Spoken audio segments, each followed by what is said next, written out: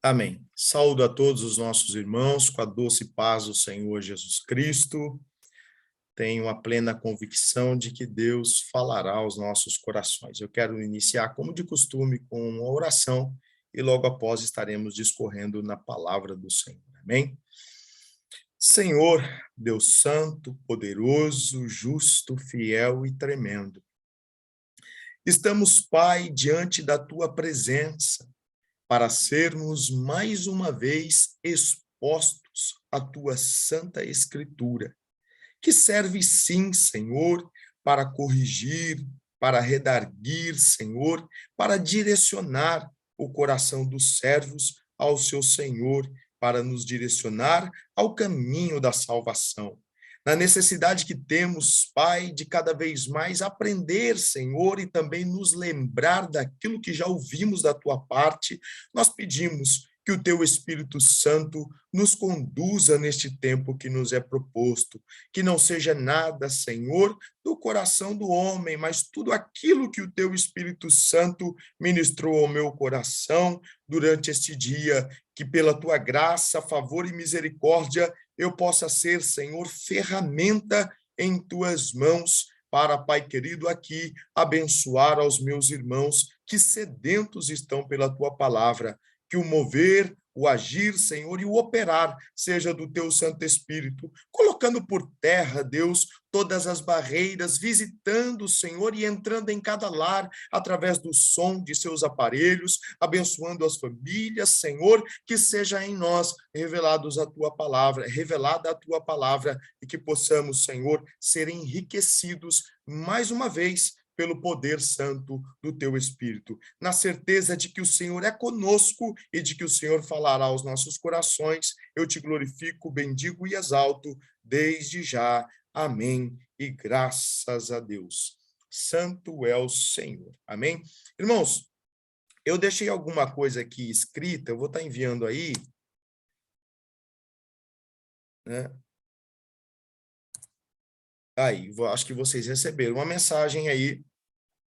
Tem alguns versículos, porém nós vamos meditar em muitos outros versículos, né? O tema dessa mensagem é a disciplina e sua importância, mediante tudo aquilo que nós temos ouvido. Nós sabemos que estamos vivendo em tempos trabalhosos, tempos difíceis, ao qual, irmãos, com certeza nós temos a necessidade de falar daquilo que é, sim, ou que agrada, sim, ao coração do nosso Deus, que é a disciplina. A disciplina que vem do termo latim, né, disciplina ou discípulos do grego, que é o ato de transmitir ensinamento, né, de trazer ensinamento.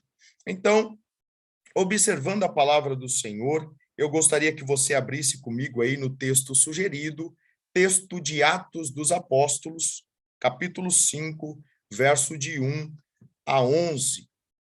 Atos dos Apóstolos, né, o livro escrito aí pelo nosso irmão historiador e médico Lucas. Atos dos Apóstolos, Novo Testamento, depois de João e antes de Romanos. Quem achou, diga, tô indo para o céu. E quem não achou, diga, tô indo também, porque uma coisa não tem nada a ver com a outra, né? Todo mundo para o céu. Em nome de Jesus. Diz-nos assim o texto. Entrando certo homem chamado Ananias, com sua mulher Safira, vendeu uma propriedade, mas, em acordo com sua mulher, reteve parte do preço e, levando o restante, depositou aos pés dos apóstolos. Então, disse Pedro, Ananias, por que encheu Satanás teu coração? Para que mentisse ao Espírito Santo, reservando parte do valor do campo? Conservando-o, porventura não seria teu? E vendido, não estaria em teu poder? Como, pois, assentaste no coração este desígnio? Não mentiste aos homens, mas a Deus. Ouvindo estas palavras, Ananias caiu e expirou, sobrevindo grande temor a todos os ouvintes. Levantando-se os moços, cobriram-lhe o corpo e, levantando-o, o sepultaram. Quase 3 horas depois, entrou a mulher de Ananias, não sabendo o que ocorrera. Então Pedro, dirigindo-se a ela, perguntou-lhe: Dize-me, vendeste, portanto, aquela terra? Ela respondeu: Sim, portanto. Tornou-lhe Pedro: Porque entraste em acordo para tentar o Espírito do Senhor. Eis à porta os pés do que sepultaram teu marido, e eles também te levarão.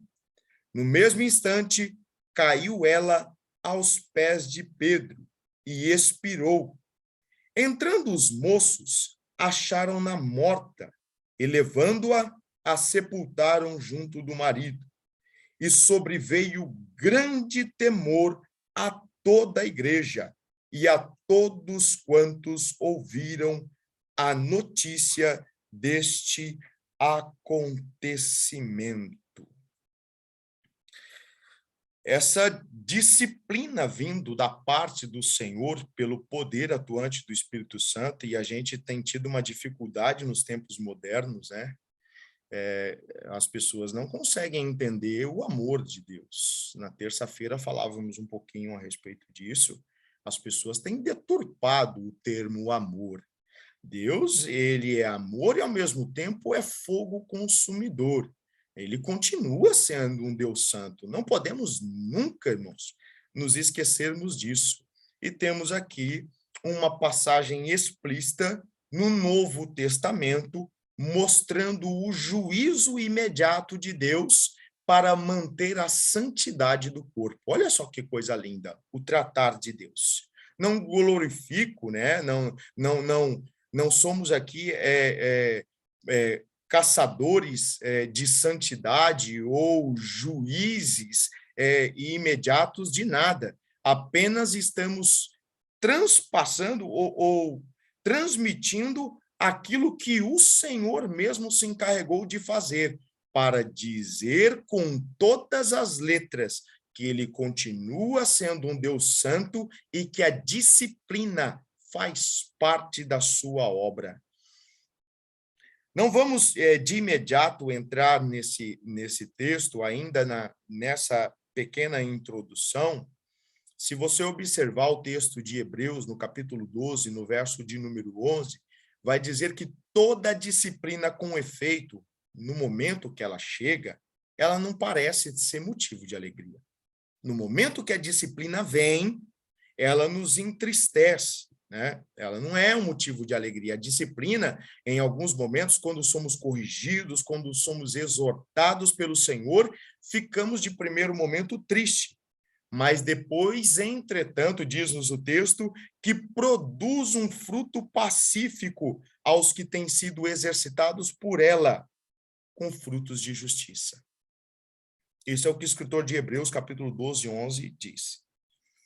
A disciplina, irmãos, esse discipulado da parte de Deus, conduzindo a sua igreja em santidade, e é essa a observação que nós vamos nos deter em fazer no dia de hoje, nesse culto de estudo, no tempo que nos é proposto, nós vamos entender que a essência da disciplina é o ensino e o seu objetivo para nos levar a andar de acordo com a vontade de Deus. Essa é a essência da disciplina, ou no seu termo etimológico, no seu termo original, o discipulado de Deus para a sua igreja.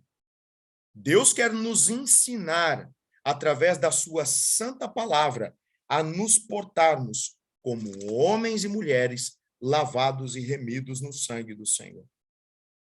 Antes de chegar nessa disciplina direcionada para o corpo, para a igreja, para as ovelhas, nós vamos ver que o Senhor, ele sempre falou de uma forma muito forte a sua liderança, aos pastores, presbíteros, aqueles que têm liderança na igreja, uma obrigatoriedade de serem exemplos para os demais.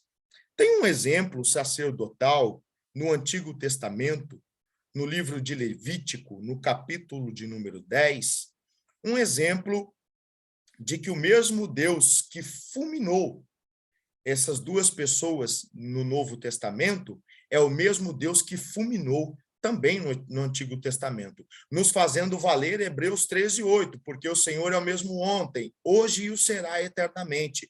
A sua santidade, ela não sofreu mutações. Deus continua sendo santo. Ou seja, esse é um dos melhores, mais bonitos atributos, né? O nosso Deus, ele é santo.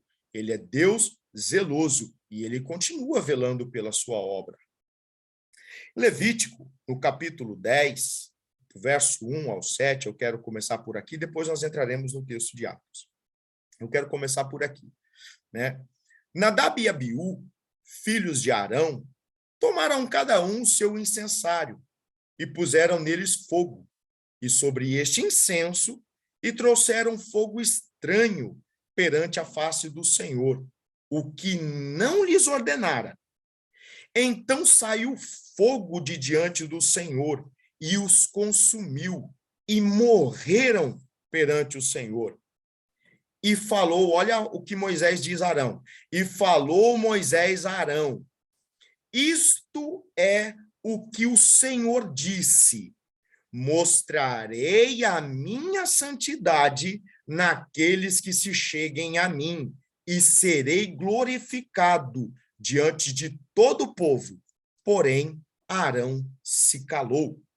Então Moisés chamou a Misael e a Eusafã, filhos de Uziel, tio de Arão, e disse-lhes: chegai, tirai vossos irmãos de diante do santuário, para fora do arraial.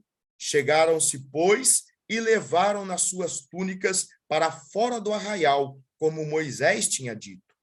Moisés disse a Arão e a seus filhos Eleazar e Itamar: não desgrenheis os cabelos, nem rasgueis as vossas vestes, para que não morrais, e nem venha grande ira sobre toda a congregação.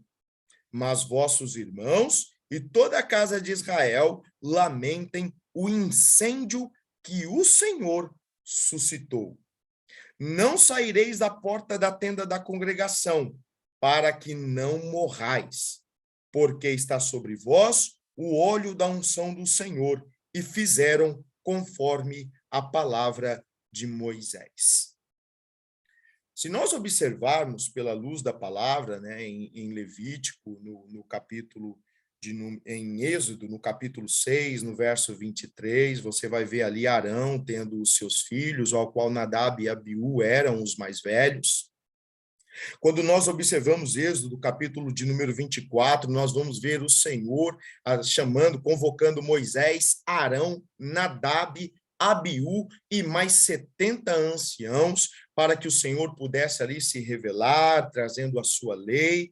Esses dois filhos de Arão faziam parte do sacerdócio, ao qual era totalmente ligado a tribo levita, a tribo de Levi. Ou seja, eles eram possíveis sucessores de Arão no ofício sacerdotal. Os termos de por que eles foram fulminados ainda é uma discussão teológica muito grande.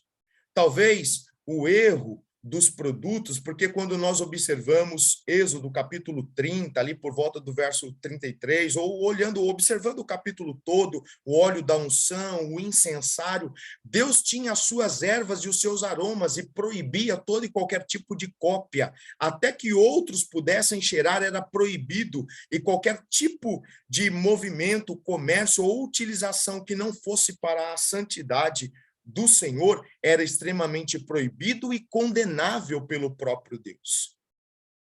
Os motivos que levaram eles a serem fulminados podem ser inúmeros. O fato, talvez, de ultrapassarem, né, a ordem de Arão, ou de de se colocarem acima dos ofícios sumo sacerdotal de Arão, ou a forma de pegarem o fogo de um lugar que não fosse um altar, ou os produtos do incensário mal feito, ou a negligência quanto ao santuário do Senhor.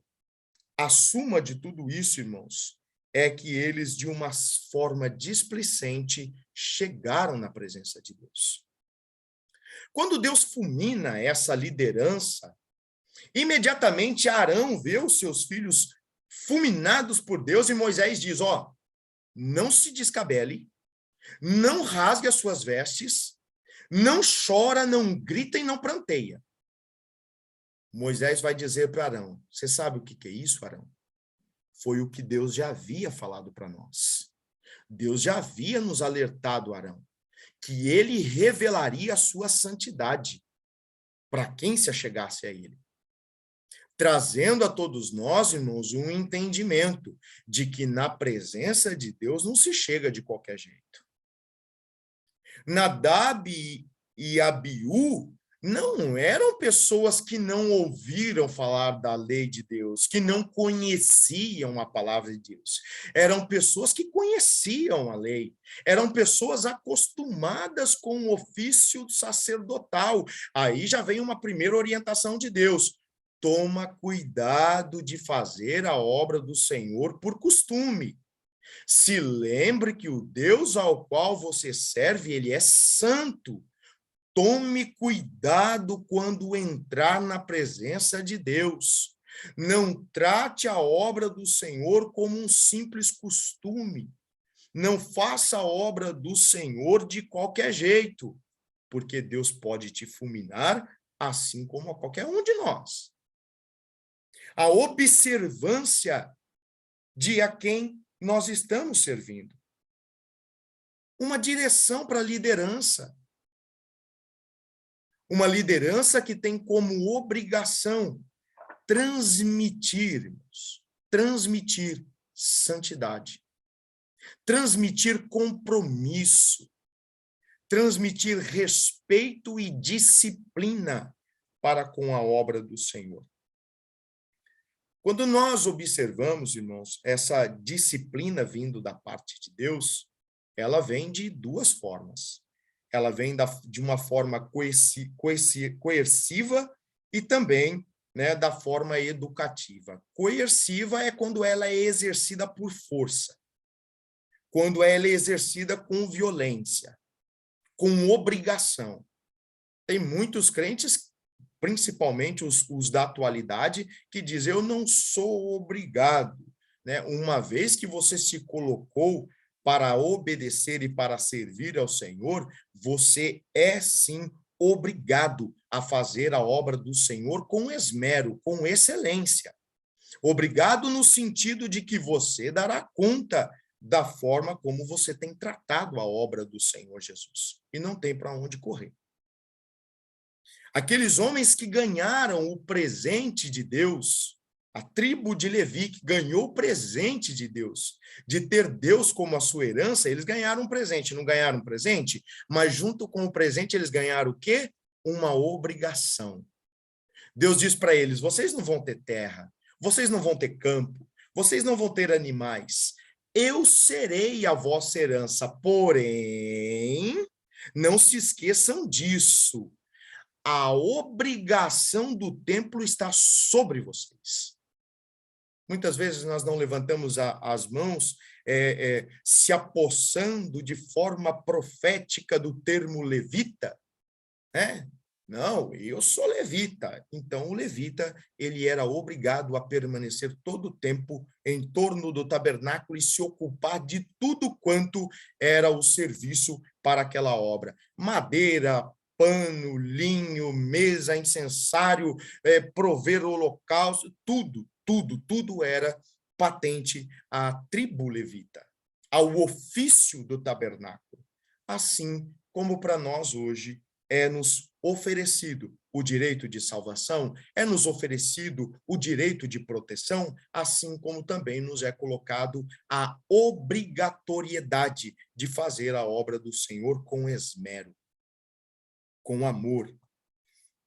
Quando nós, irmãos, observamos, nós vamos ver que a disciplina na vida cristã, ela tem por objetivo nos direcionar e nos colocar como atletas, como soldados, e também como o exemplo daquele agricultor lá de João 4,36, ou como o atleta de 1 Coríntios 9,25, ou também como o soldado de 2 Timóteo, capítulo 2, versículo 3 a 5.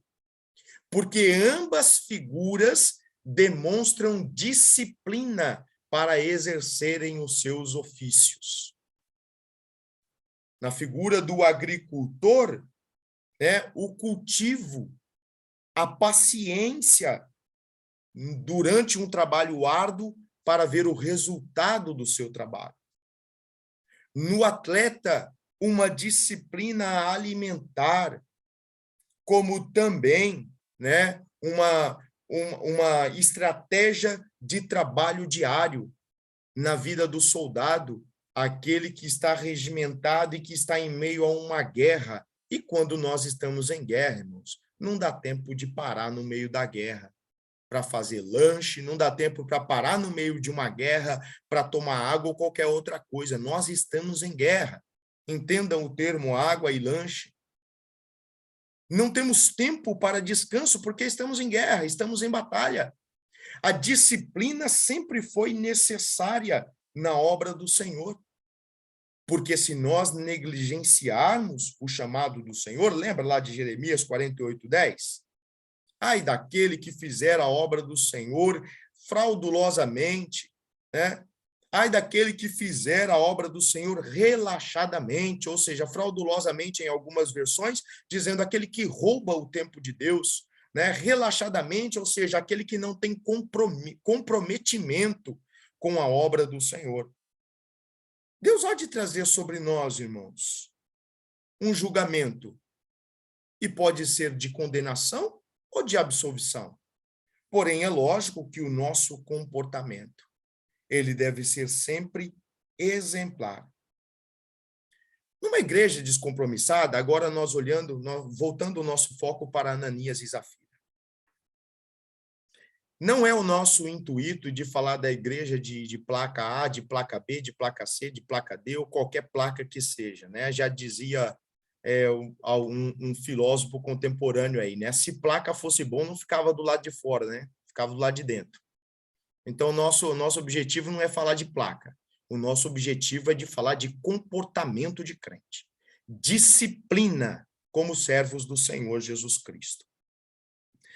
Em um lugar aonde não se tem da parte do pastor, porque sempre vem do pastor a direção, né? Efésios 4:11, porque o Senhor deu à igreja pastores, líderes, mestres, profetas, né, para que todo o corpo bem ajustado. Então a direção ela está sobre a vida do pastor, como aqui sobre a vida de Ananias e Zafira tinham os apóstolos que os direcionavam.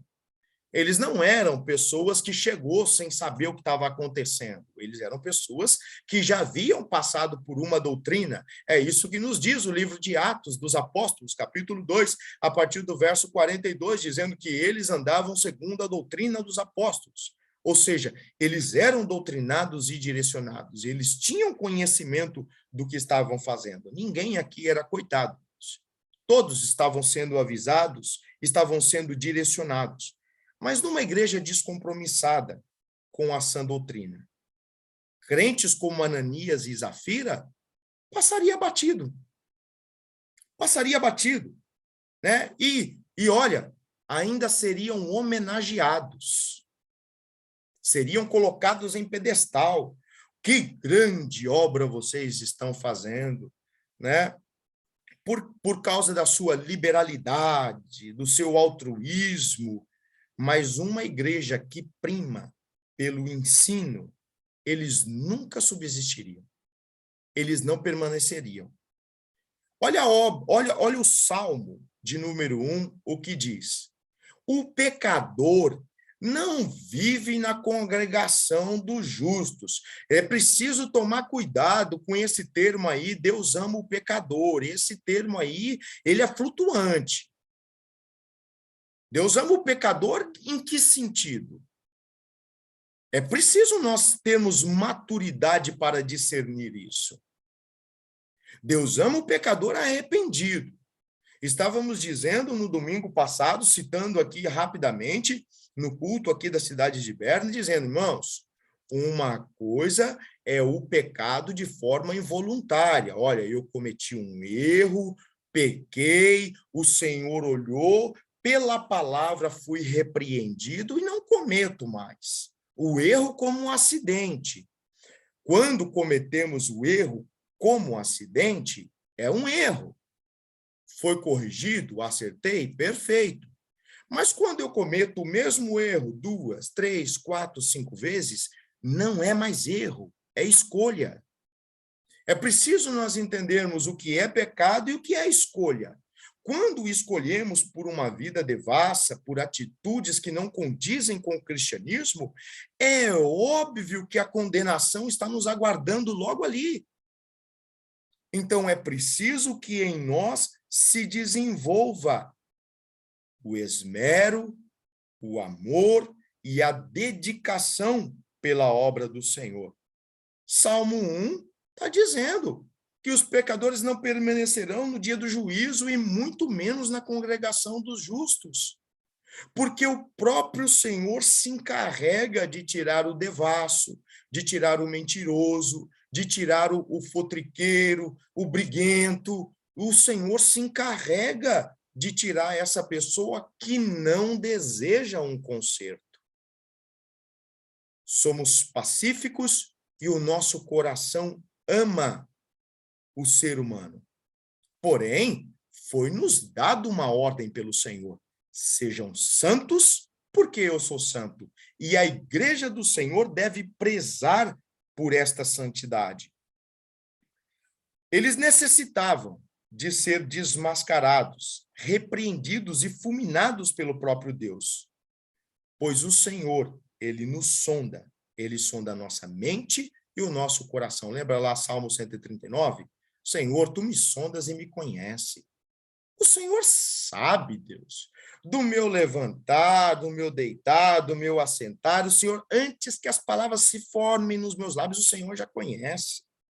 Porque o nosso Deus, é importante as pessoas entenderem isso. Muitas vezes, muitos estão atrelados ao Deus imanente e esquece do Deus transcendente. Ou seja, ao mesmo Deus, ao mesmo tempo que ele é um Deus de amor, que ele está perto de você, ele também está sentado no trono de glória. Ele é santo, ele é poderoso.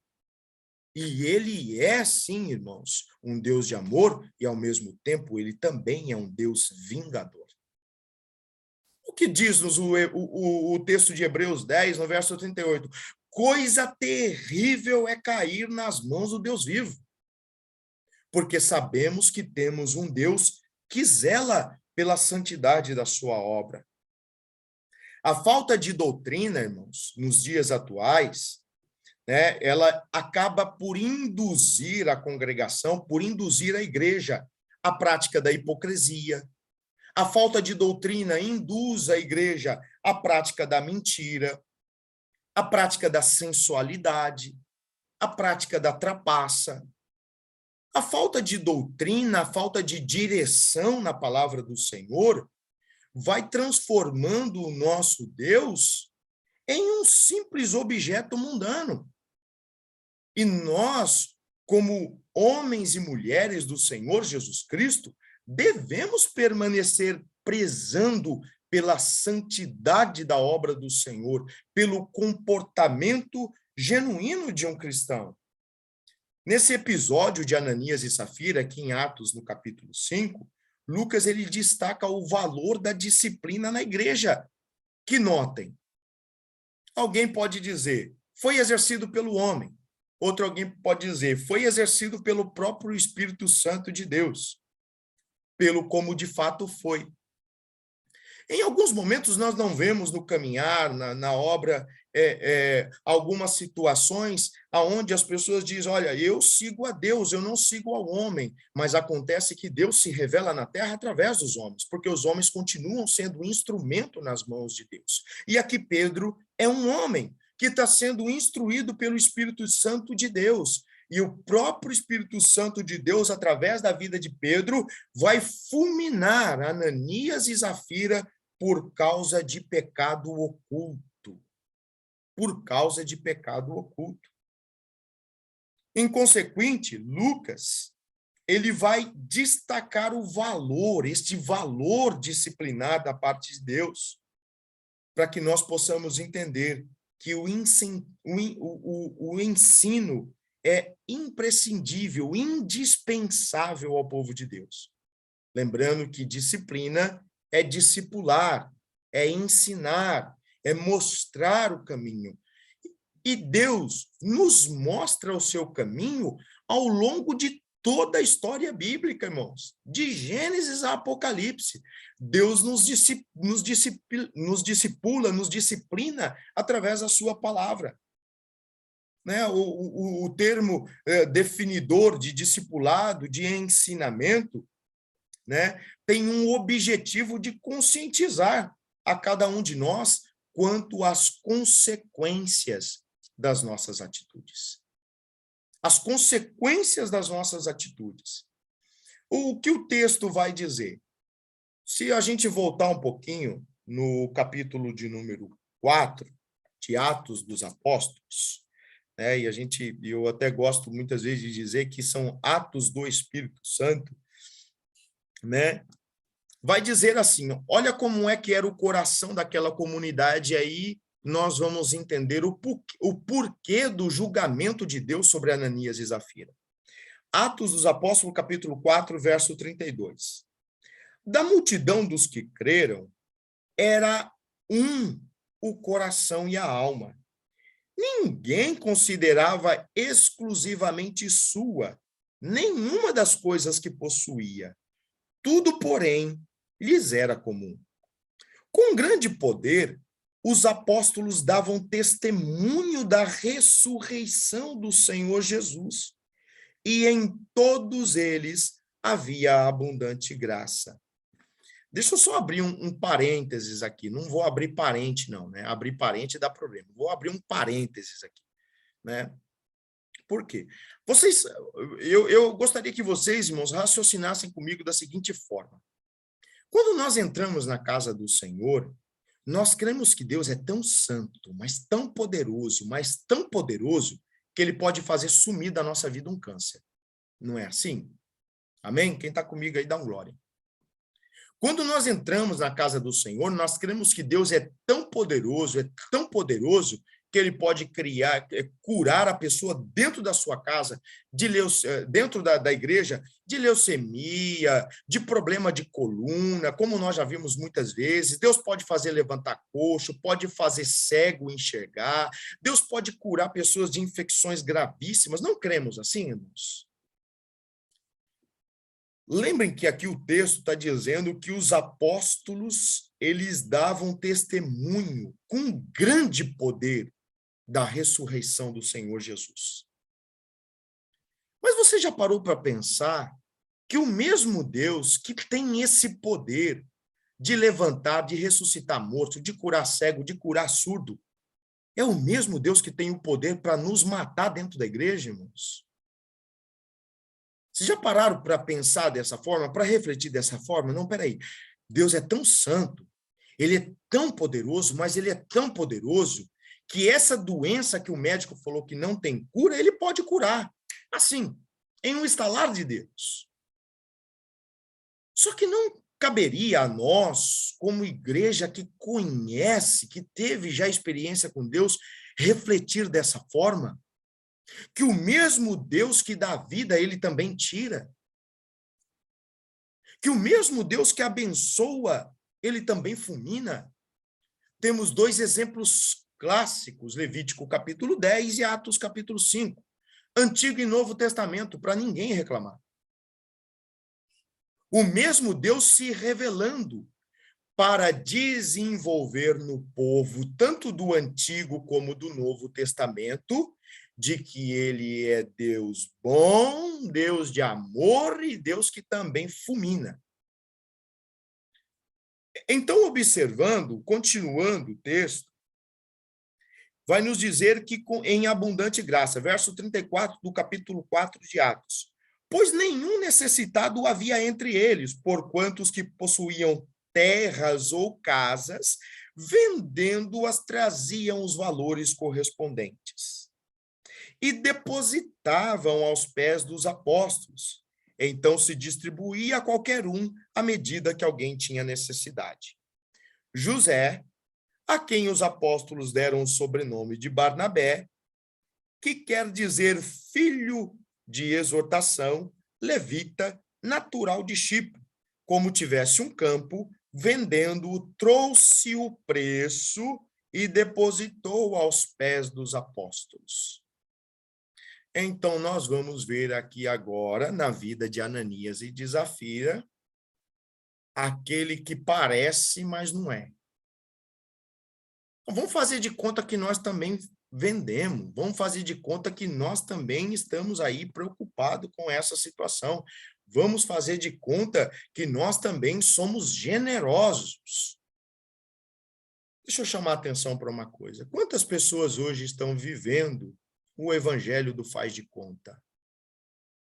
Muitas vezes nós falamos isso, irmãos, e não falamos da boca para fora, é por direção de Deus, porque sabemos da forma desenfreada que os pseudos cristãos, né, que os cristãos estão vivendo nos dias atuais.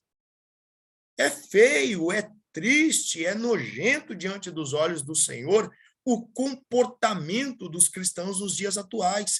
E nós, como igreja do Senhor Jesus Cristo, devemos, em primeiro ponto, observar o nosso comportamento. Mateus capítulo de número 7. Olha, antes de julgar o teu irmão, observa aí a coluna que tem no teu olho, né? A viga que tem no teu olho. Consertando ela, vai e ajuda o teu irmão. Não é que você não deve ajudar, mas primeiro olha. Então, nós somos convidados todos os dias pelo Senhor a fazermos uma autoanálise da nossa vida, o nosso comportamento. A disciplina da parte do Senhor, ela vem em toda a sua palavra. Quando a gente observa Gálatas capítulo 6, verso de número 7, qual é a palavra de Paulo para aqueles irmãos? Não vos enganeis, de Deus não se zomba. Por que que às vezes nós, irmãos, né, em nossas atitudes, tentamos trapacear Deus? Não se enganem. Não se enganem, de Deus não se zomba. O que é plantado na carne, da carne se colhe corrupção, condenação. Mas aqueles que plantam, o que semeiam no Espírito, do Espírito colhem vida eterna. Olha uma direção linda da parte de Deus para o nosso coração.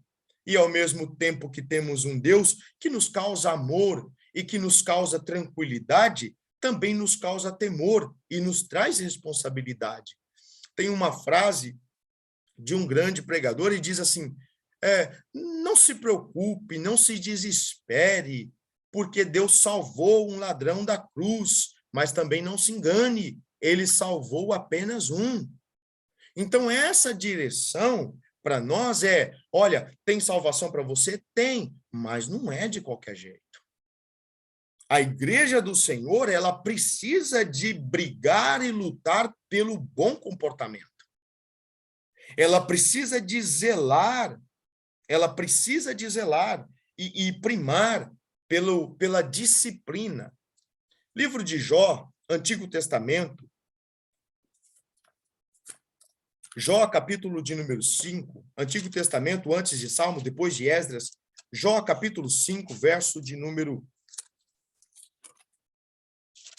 Depois de Esther, capítulo 5, verso 17, vai nos dizer, bem-aventurado é o homem a quem Deus disciplina, não desprezes, pois, a disciplina do Todo-Poderoso.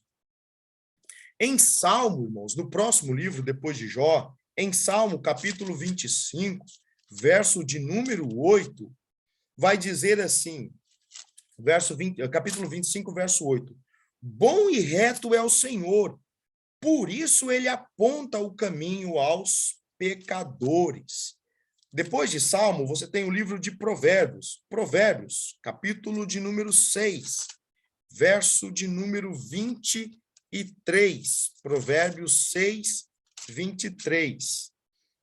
Diz-nos assim: porque o mandamento é lâmpada, e a instrução, luz, e as repreensões da disciplina são o caminho da vida. Provérbios 12, 1 vai nos dizer: quem ama a disciplina, ama o conhecimento, mas o que aborrece a repreensão é estúpido. Quando nós olhamos, irmãos, os tempos em que nós estamos vivendo, são tempos trabalhosos. Vamos fazer uma reflexão rápida. Como tem sido você, pai, no tratamento com seu filho, principalmente vocês, os pais que moram aqui na Europa, na Suíça? Qual é a luta que você tem tido aí com o direito do menor, com a organização aí, com o órgão da criança e do adolescente? Olha a dificuldade que os pais têm hoje de colocar uma disciplina sobre os seus filhos. Hoje, praticamente, os pais têm que pedir a bênção para os filhos. Hoje, os pais têm que perguntar para os filhos o que é que eles vão fazer, qual é a regra para a semana, o que vai acontecer durante a semana. É claro, irmãos, que nós não somos contra os maus tratos, mas pelo amor do Senhor Jesus Cristo. Olha o que nós temos enfrentado nos dias atuais. Por que os jovens de hoje são frágeis, diferente dos de antigamente? Por que a sociedade hoje ela é uma sociedade de papel? Não pode tomar chuva. Por que a fragilidade hoje, o tratamento com um irmão é tão diferente? Eu lembrava na terça-feira ainda de como a igreja de alguns anos atrás, irmãos, de 20 anos atrás, se comportava mediante ao pecado, o tratamento, a seriedade que dava e os milagres e o poder de Deus que era revelado dentro da congregação. E hoje, por causa do descaso, hoje você tem que pedir misericórdia, pelo amor de Deus, para alguém se envolver na obra. Antigamente, essa disciplina estava cravada no coração dos irmãos. Hoje, para se repreender uma pessoa, tem que se dar uma volta imensa. Antigamente, a disciplina era aplicada de uma forma comunitária, podemos dizer assim. Hoje, o tratar pastoral é no individual. Antigamente, era no público. Os mais velhos aí, os nossos pastores, principalmente, podem nos dizer isso, podem nos relatar. Hoje, pela falta de pressão dos pais, de orientação dos pais, pela falta da vara, da disciplina, os filhos são mimados e fracos. É por isso que temos uma juventude sofrendo cada vez mais com depressão, suicídio e tantas outras coisas mais. Não desfaço, irmãos, da seriedade do caso. Trato com respeito, mas eu vejo um enfraquecimento da parte dos pais na questão da disciplina. Vamos para uma observação bíblica, cristã genuína. Hoje, a igreja do Senhor Jesus Cristo não suporta mais correção. A igreja não suporta aperto, pressão. Hoje, com esse evangelho que é disseminado, nós vemos o que está acontecendo aí na sociedade. O que acontece? O direito, o estatuto da criança e do adolescente vai na casa dos pais que dão disciplina, mas não disciplinam as crianças que estão na rua. Não se preocupam com as crianças que estão morrendo de fome, que não tem pai, que não tem mãe, mas na casa onde tem disciplina, eles vão lá para interferir. É mais ou menos o que está acontecendo, é um reflexo. A igreja está sofrendo o reflexo da sociedade, mas nós não podemos permitir isso. Temos que sempre, irmãos, lutar para voltar aos bons e velhos costumes de santidade da igreja.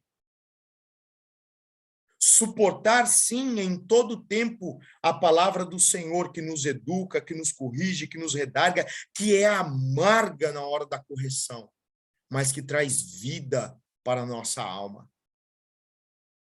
Antigamente, um crente era repreendido, ele sentava, engolia o seu orgulho, era tratado e disciplinado. Eu já disse muitas vezes isso, irmãos. Quantas vezes eu fiquei 3 meses sem participar de Santa Ceia, sendo disciplinado de púlpito pelo pastor Aparecido Rezende, né, tutor do pastor Adilson.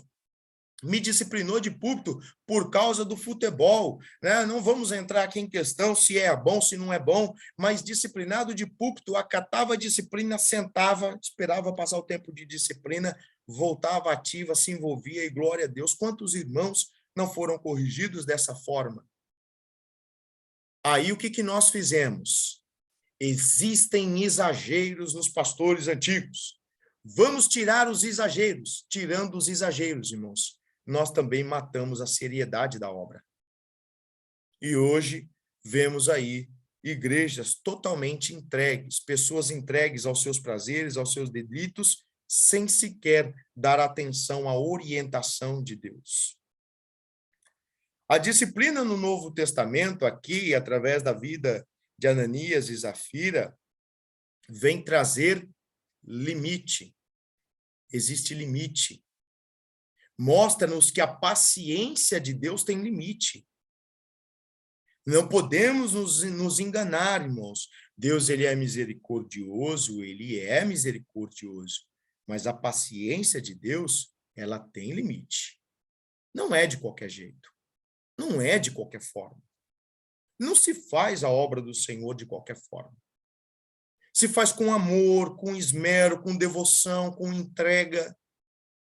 Assim seremos homens e mulheres de valor na obra do Senhor. Embora nós vivamos sob os termos da nova aliança, Deus em nada mudou quanto ao padrão. Eu gostaria que você abrisse a sua Bíblia aí no Evangelho de Jesus, segundo escreveu Mateus, capítulo 5, verso 27 e 28, Novo Testamento, primeiro livro do Novo Testamento, Mateus 5, 27 e 28. Né, o Sermão da Montanha, nós vamos ver que não mudou. Na verdade, irmãos, ficou mais difícil andar pela disciplina do Espírito do que pela disciplina da lei. Há um bom tempo atrás, trazíamos essa direção aqui na igreja de Berne. Tem muitas pessoas que não entendem. Viver o cristianismo, irmãos, é muito mais difícil do que viver o judaísmo. Toda pessoa que quiser entender os mandamentos e a direção de Jesus tem que passar pelo Sermão do Monte. Para ver que Jesus, ele eleva o nível. Ele não diminui. Mateus 5, 27 e 28. Ouviste o que foi dito? Lei, não adulterarás. Verso 28. Eu, porém, vos digo, qualquer que olhar para uma mulher com intenção impura no coração, já adulterou com ela. Aí eu faço uma pergunta, o que é mais difícil? A lei? A antiga aliança ou a nova aliança? É Jesus quem está dizendo. Vamos refletir sobre um assunto, o próprio Jesus dizendo. Mateus capítulo 5, verso de número 17. Jesus vai trazer para nós a compreensão do que é ser um cristão. Olha o que ele diz. Não penseis que eu vim revogar a lei ou os profetas. Eu não vim para revogar. Eu vim para cumprir. Porque em verdade eu vos digo, até que o céu e a terra passem, nem um i ou um tio jamais passará da lei, até que tudo se cumpra.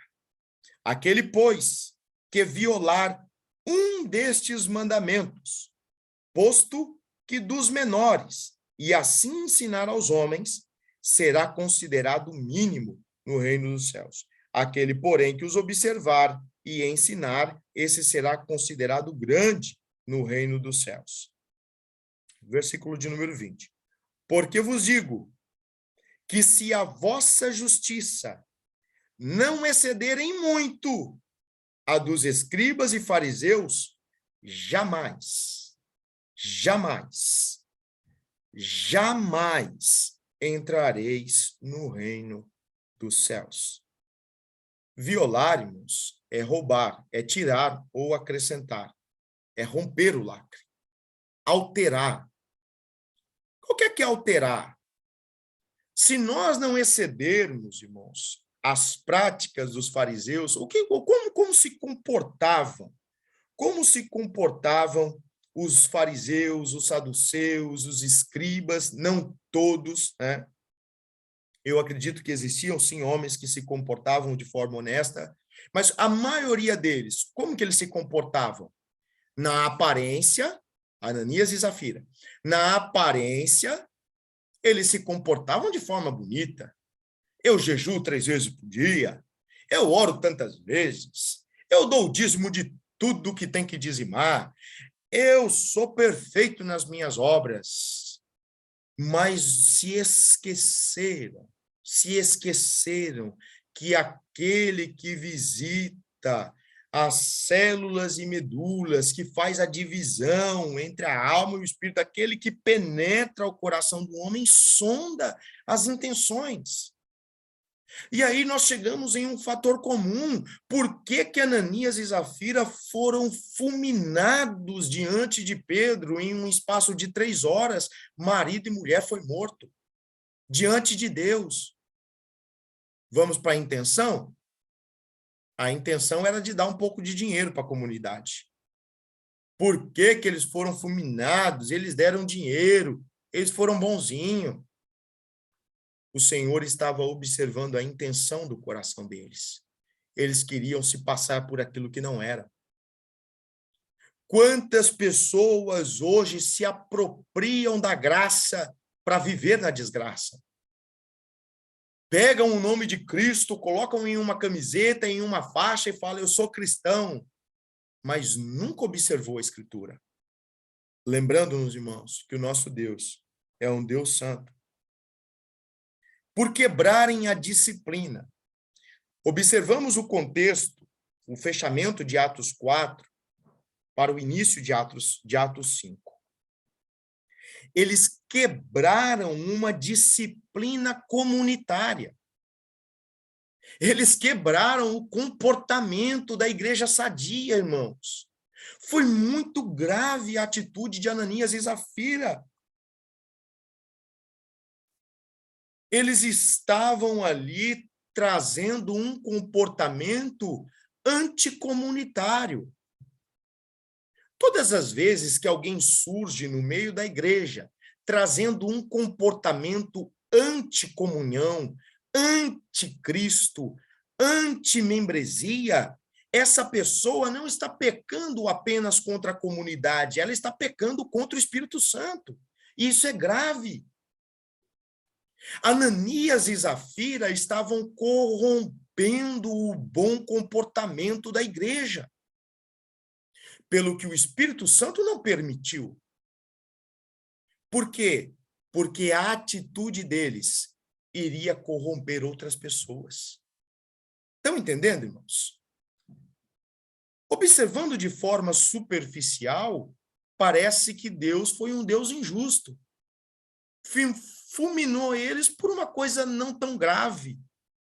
O corrompimento da coinônia, o corrompimento da comunhão, o mau comportamento, o mau testemunho é muito grave diante de Deus, irmãos. Lembra o Senhor Jesus dizendo, olha, é necessário que aconteçam escândalos. Eles virão. Mas ai daquele por quem vier o escândalo. O próprio Espírito Santo, nessa situação, se encarrega de matar Ananias e Zafira. Entendam isso, igreja do Senhor Jesus Cristo. Tem pessoas que saem da comunhão, cada caso é um caso, é verdade, mas tem pessoas que saem da comunhão da igreja, não é porque o pastor é chato ou intolerante, Não é porque o grupo de louvor canta mal, não é porque o departamento de jovens, de irmãs, de varões ou de adolescentes não é atrativo. É porque é uma pessoa que não abandona o pecado e o próprio Deus entrega a ela a sorte da sua vida. Porque não quer conserto. Porque não quer buscar uma aliança de verdade com Deus. E o próprio Deus fala assim, dá licença, está ocupando espaço. Dá licença que é improdutivo, está atrapalhando a obra, então Deus tira. Tem pessoas, irmãos, e muitas vezes nós vemos muitas pessoas choramingando na internet a falta de amor da igreja, a falta de cuidado da igreja. Não, a igreja tem que ser santa sim, a igreja tem que prezar pela boa doutrina sim, a igreja tem que combater o pecado sim, tem que disciplinar o crente atrapalhado sim, porque a disciplina não mata, a disciplina ressuscita. Ela é importante para a igreja. Uma igreja que não tem disciplina, ela não é do Senhor Jesus Cristo. O Senhor Jesus Cristo, ele deixou uma igreja organizada. Organizada. Quando nós observamos a palavra do Senhor, irmãos, em toda a palavra do Senhor, a direção, a correção, o trabalho de Paulo pelo Espírito Santo de Deus, corrigindo essas igrejas com as 13 cartas, fora as outras que não chegaram, corrigindo a igreja. O comportamento, a dificuldade dos irmãos, o partidarismo, né? A questão de levar irmãos a tribunais, né? As situações de comportamento, de relacionamentos, pais e filhos, mães e irmãos, fraternidade, né? Em toda situação, Paulo tratou a igreja. O próprio Senhor Jesus visitando a João na revelação na ilha de Pátimos, aquelas igrejas trazendo correção e disciplina, dizendo aos vencedores, dar-lhe-ei sentar a minha destra, assim como estou a destra. Ao vencedor uma pedra branca, ao vencedor dar-lhe-ei o direito de reger comigo as nações com vara de ferro, ao vencedor trocaria suas vestes, ao vencedor. A correção do Senhor, ou seja, a disciplina. E o que é disciplina? É ensinar, é mostrar o caminho. Ó, tá errado, não pode continuar assim. Tem que ter conserto, porque senão Deus mata, irmãos. Eu creio assim, irmãos. Eu enxergo o evangelho assim. Se não tiver eu cuidado com a minha conduta, e lembra que nós iniciamos lá falando, Deus começou fulminando desde o Antigo Testamento os possíveis sucessores de Arão. Os possíveis sumos sacerdotes, na sequência de Arão, foram mortos dentro do templo, simplesmente pelo manusear de um fogo estranho, que pode ser algumas possibilidades, mas eles estavam dentro do templo de Deus e ali foram mortos, fulminados, por não atentarem para a santidade de Deus. A voz de Moisés: Arão, não faça escândalo. Se vira, engole o choro e adora a Deus de verdade aí, porque senão morre você e morre todo mundo. Arão não pôde velar os seus filhos, irmãos. Não pôde chorar a morte dos seus filhos, porque Deus é santo. Porque Deus é santo.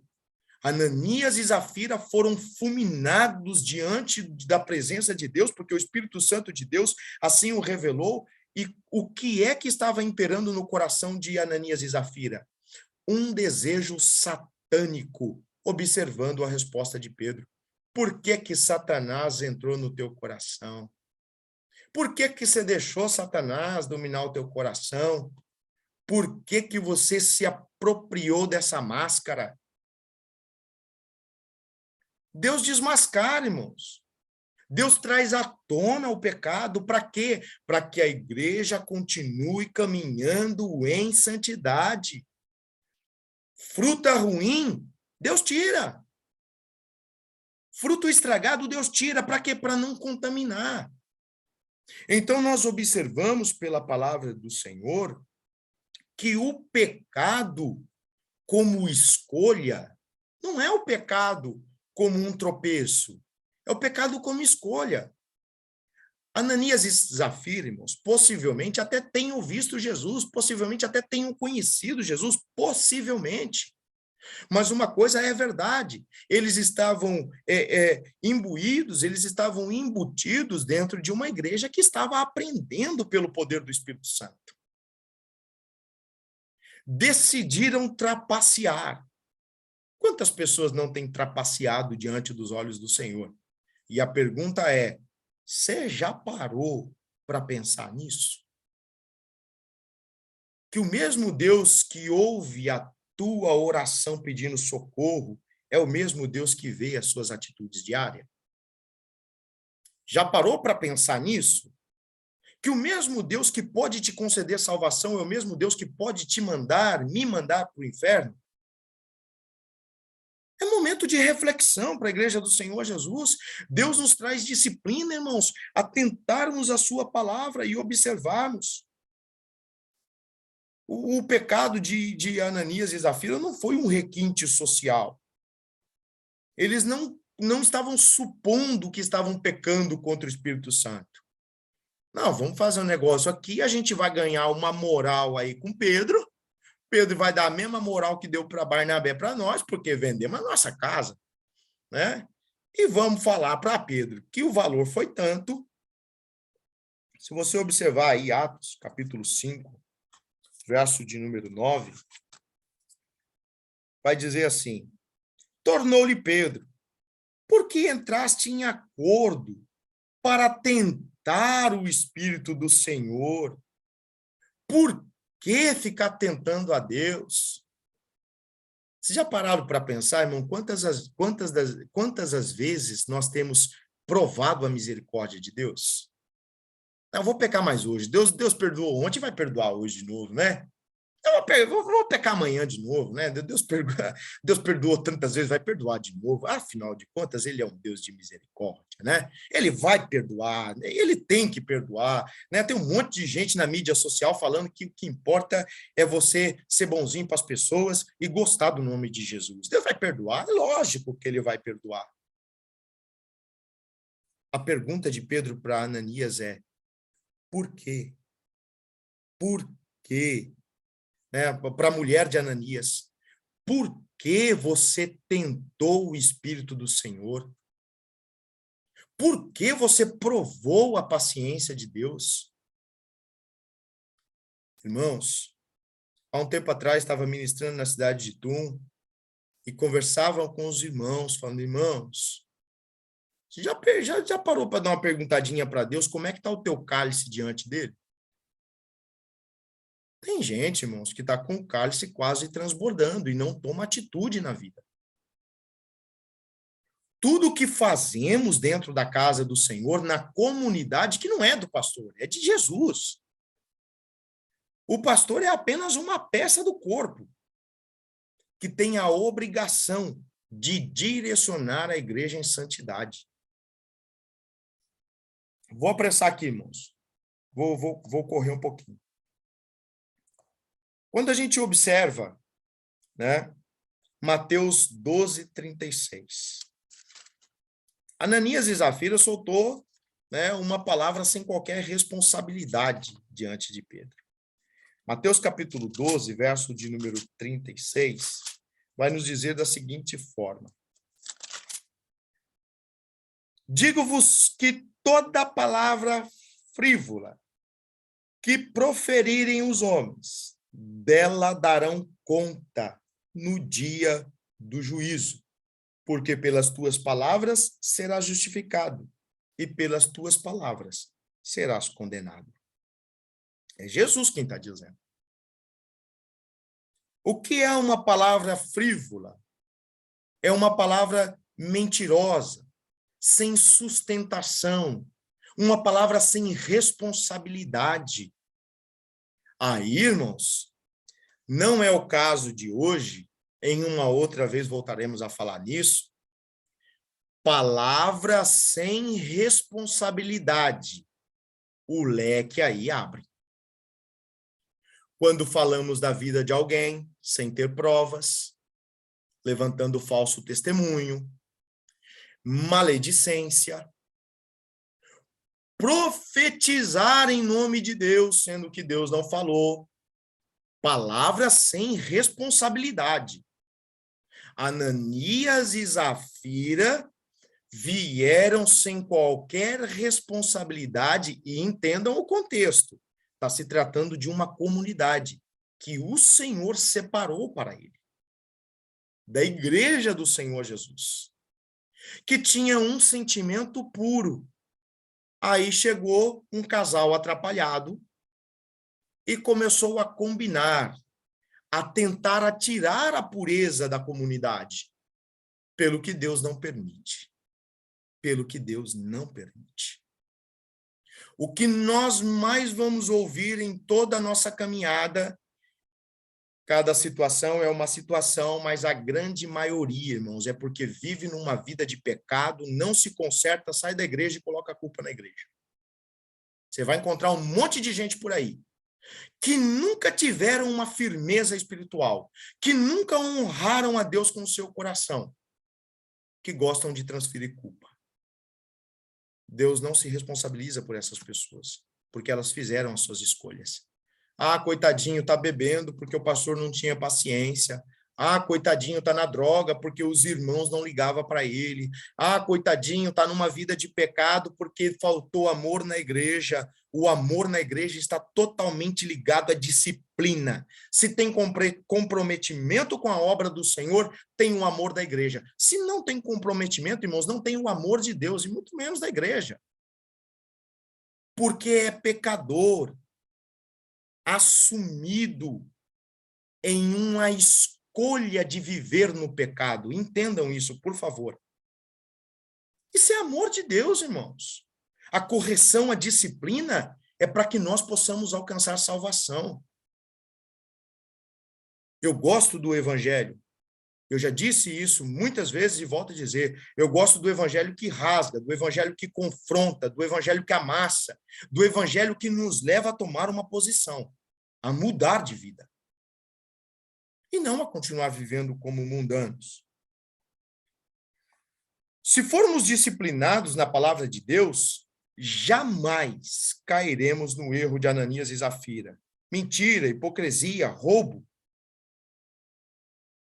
Uma pergunta. Como você vem agindo na sua caminhada? É para você, é você e Deus aí. Como você vem agindo na sua caminhada? Você tem se entregado à mentira? Ou tem permanecido na verdade? Cuidado, irmãos. Agora acende um sinal de alerta para todos nós. Para todos nós. Apocalipse 22:15. Os mentirosos, não terão guarida no reino dos céus, no reino de Deus. E a mentira está travestida de atitudes com segundas intenções. Por que, Zafira, você tentou o Espírito do Senhor? Ananias, você não mentiu a homem, você mentiu a Deus. E por causa disso, está aí a tua sentença. É Novo Testamento. Não tem um monte de gente pregando por aí que no Novo Testamento Jesus era amoroso com todo mundo, né? Que o Espírito Santo de Deus é para quem quer. Está aí, Novo Testamento. Né? A não ser que algumas pessoas não tenham essa passagem em sua Bíblia. Foram fulminados por tentar parecer algo que eles não eram. Olha o que Pedro diz para eles. Ananias, se você vendesse a sua casa e ficasse com o dinheiro não era teu? Se você quisesse ficar com a casa não era tua? Se você quisesse vender a casa e dar só um pouquinho e ficar com outro pouquinho, também não era teu dinheiro? Mas por quê? Por que cargas d'água você vem para a obra do Senhor, para a casa do Senhor, querer viver de mentira, Ananias? Pedro, com o dom da palavra do conhecimento, que são um dos dons que é ministrado sobre a igreja, Pedro discerne e fala, você não mentiu a homem. Você mentiu ao próprio Deus. Está aí a consequência do mentiroso, do farsário, do mascarado. Temos que tomar cuidado, irmãos. O mesmo Deus que nos cura é o Deus que nos fulmina. Então, nós temos que entender que o nosso Deus, ele também é fogo consumidor. Uma oferta como a de Caim. Nossa atitude diante do Senhor é sempre mais importante. O tempo já extrapolou, irmãos. Vou fazer um resumão aqui e vou encerrar. Uma oferta como a de Caim. Nossa atitude diante do Senhor é sempre mais importante do que a nossa oferta.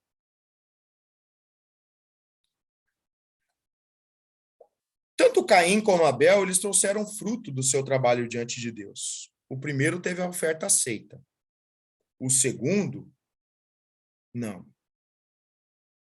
O segundo, por ser iníquo e injusto o seu coração, ele foi rejeitado. Está lá em Gênesis 4, 6, 7.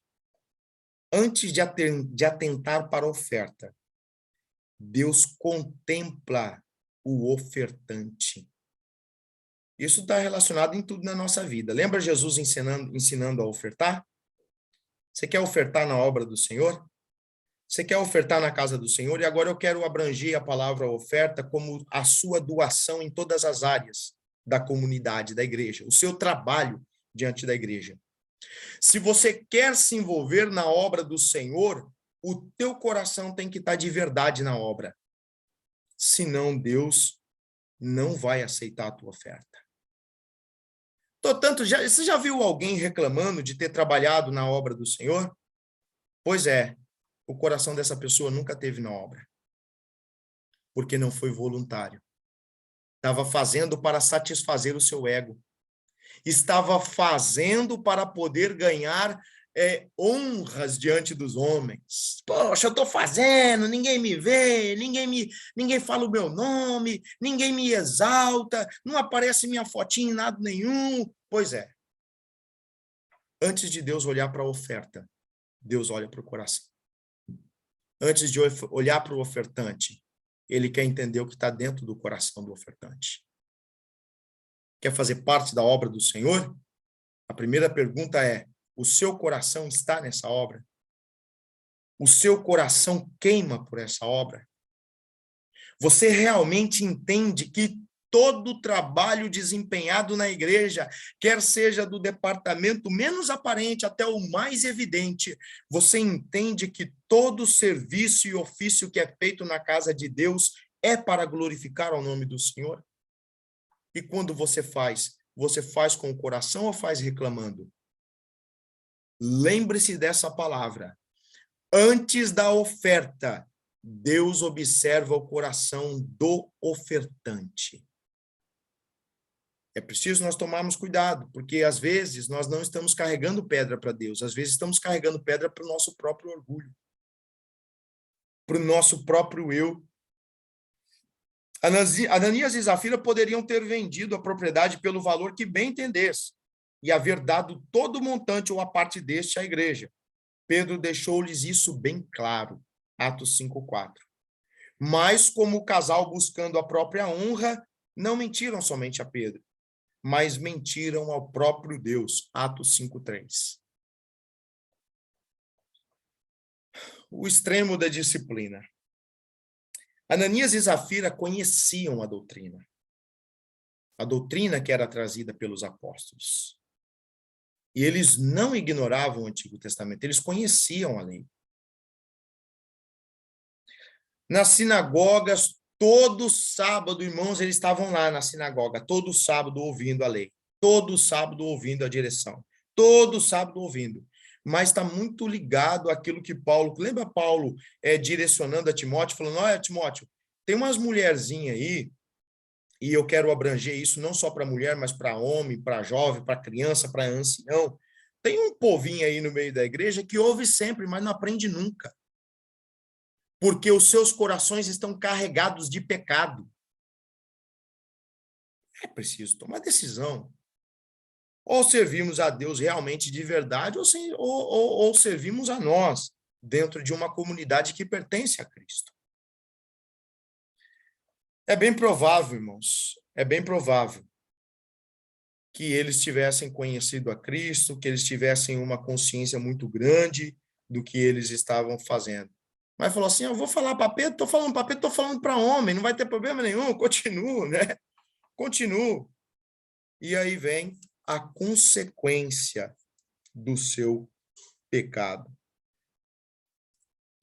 Verso 31 de Mateus 12 vai dizer assim, por isso eu vos declaro, todo pecado e blasfêmia serão perdoados aos homens, mas a blasfêmia contra o Espírito não será perdoada. E aí a gente entra aqui numa questão complicada, né, irmãos? Pedro tinha o Espírito Santo de Deus, né? É isso que a gente entende aqui no texto de Atos 5. Então, Ananias e Zafira vêm e mente ao homem de Deus que tem o Espírito Santo. Automaticamente, eles são fulminados. Eles estavam pecando contra o corpo que pertence a Deus, ao qual a ação total é do Espírito Santo. Logo eu começo a pensar, será que o pecado contra o corpo, contra a igreja, também não é caracterizado um pecado contra o Espírito Santo? É algo para nós, irmãos, podermos raciocinar e temos tempo depois deste pequeno momento de palavra de raciocinarmos. Pecando contra a santidade do Senhor que se revela no corpo, na comunidade. Paulo escrevendo 1 Coríntios, no capítulo 3, se não me falha a memória, ele diz, vocês reunidos, são o templo do Espírito Santo. Há uma concordância teológica de que a comunidade junta é casa de Deus, é habitação do Espírito Santo. Atos 5, 3 e 4. Por que encheu Satanás o teu coração, Ananias? Para que mentisse ao Espírito Santo e retivesse a parte da herdade? Guardando não ficava para ti? E vendida não estava em teu poder? Por que formaste em teu coração? Você não mentiu aos homens, mas você mentiu a Deus. Lucas vai nos informar, então, que ele cai fulminado por terra. Lembrem disso, irmãos. O casal que contra o Senhor peca unido também perecerá. Vamos mudar o termo casal aqui? Vamos colocar aqui irmãos? Vamos colocar aqui pessoas? Pessoas que juntas agem contra a obra do Senhor estão pecando contra o próprio Deus e podem perecer unidos. Um texto que nos é muito comum, o texto de Isaías, que diz um a outro, estendeu o braço e disse, esforça-te. Essa palavra aí não é para crente, irmãos.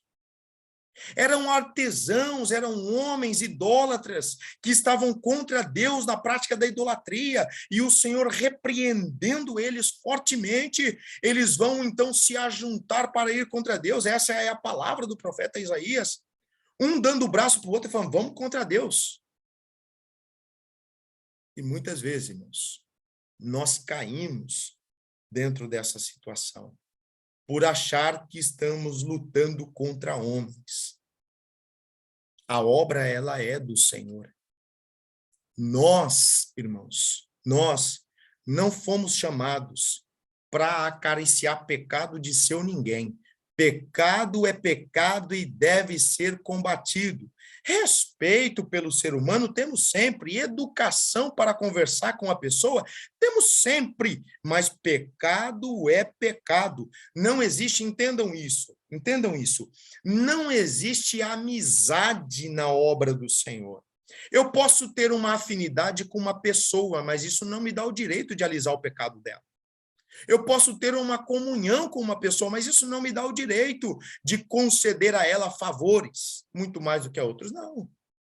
A obra do Senhor, ela é feita com santidade, com temor e tremor, porque todos nós haveremos de prestar contas diante de Deus. O pastor, qual é a obrigação do pastor? de cuidar do rebanho da igreja e carregar ela em santidade. Se a igreja vacilar por erro do pastor, Deus cobrará dele. Presbítero na sua função, diácono na sua função, cooperador na sua função, líder de departamento na sua função, liderados de departamento na sua função, membros de uma comunidade na sua função. Todos nós temos uma função, irmãos. Cabeça é Cristo, mas cada um prestará contas a Deus com as suas responsabilidades. Negligenciou? Lá na frente vai ter o acerto de contas. Quando Deus fulmina Ananias e Zafira, Deus está mandando um recado para a igreja. Deus está enviando um recado para a igreja. Deus está dizendo: a maldição está sendo tirada do arraial. Porque é maldição. Desvincular um pequenino do Senhor do caminho é maldição. Corromper os bons costumes da obra do Senhor é maldição. Não é bênção. Nunca foi bênção. Cada pessoa por aí que tem pregado o evangelho das facilidades, da porta larga, vão prestar conta com Deus. Esses que foram enganados por inocência ou por desejo, também prestarão contas diante de Deus. Ninguém está escape, irmãos. Por quê? Porque foi nos dado uma palavra. David Wilson dizia: olha, por que você é tão quadrado? Alguém perguntou para ele: por que você é tão quadrado assim? Por que você é tão fechado assim? E ele diz: olha, eu prefiro errar pelo excesso de zelo do que pela falta dele. Alguém, né? Eu prefiro ser julgado pelo excesso de zelo do que pela falta dele. Alguém vai ser julgado, irmãos, pelo excesso de cuidado? Mas pela falta do cuidado, com certeza. Então, se tivermos que cometer o erro, irmãos, que seja no exagero, mas pela busca, pelo coração de querer agradar a Deus. E não pela intenção de viver em pecado e Deus perdoa. Deus perdoa. Deus passa a mão. Não é assim que funciona. E a Bíblia, apenas a Bíblia, é o que nos guia, o que nos direciona. Se Ananias e Zafira não houvessem sido confrontados e punidos, a igreja de Cristo como um todo sofreria por causa do anátema. Vocês se lembram do caso de Acã? Todo o arraial pecou, pagou o preço por causa do pecado escondido? O que fez Josué? Começou a puxar o cabelo, jogar terra na cabeça, e Deus visita Josué e fala assim: Josué, para de palhaçada. Levanta e vai tirar o pecado do meio do arraial. Às vezes, irmãos, nós ficamos aí nos descabelando e Deus está falando: você está arrumando, você está aceitando pecado no meio da igreja? Tira o pecado do meio da igreja. Disciplina o irmão problemático. Disciplina a situação que está fugindo do controle. Para de ficar se descabelando, que é a provisão de Deus. Tira o pecado da tua vida. Quer um milagre da parte de Deus? Elimina o pecado do coração. Quero deixar bem claro. Não estou dizendo que é fácil. É luta. É batalha.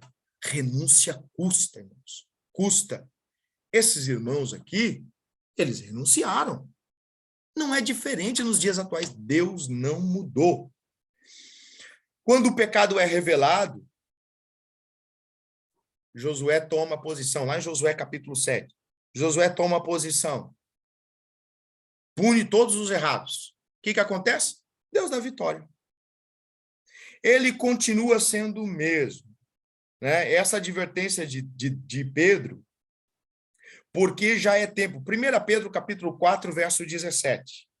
Pedro vai dizer: porque já é tempo que comece o julgamento pela casa de Deus.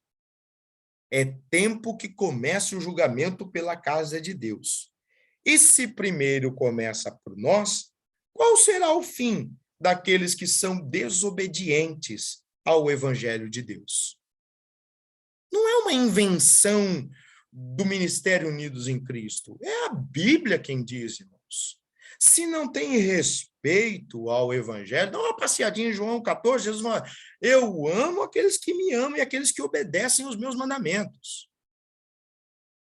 Aquele que guarda os meus mandamentos, eu e meu Pai, nós vamos vir para ele e vamos fazer nele morada.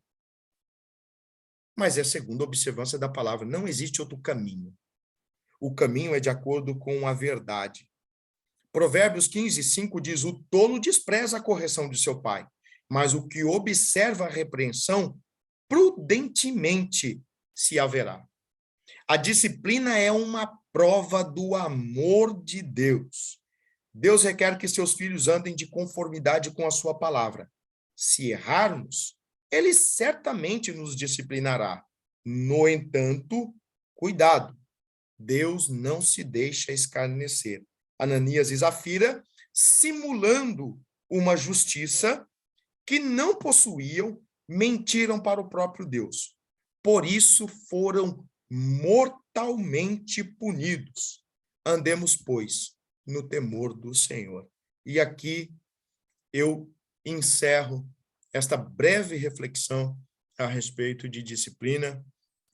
Quero devolver aí a palavra ao nosso pastor, agradecer a paciência de cada um dos irmãos e pedir para que o Espírito Santo de Deus continue, meus irmãos, ministrando em vossos corações, sabendo que estamos todos no mesmo barco. A palavra que aperta aqui é a palavra que aperta aí. Não está ninguém excluído da repreensão do Senhor. Então, irmãos, façamos justiça ainda, busquemos a verdade ainda, vivamos de intenção para o Senhor ainda, porque o Senhor Jesus está às portas. E eu quero, com todo o amor do meu coração, estar com cada um de vocês lá na glória, ao lado do Senhor Jesus Cristo. Como dizemos sempre, que Deus abençoe a sua vida, a sua casa e o seu coração. E lembre-se sempre, juntos nós somos mais fortes. Deus te abençoe, meus irmãos.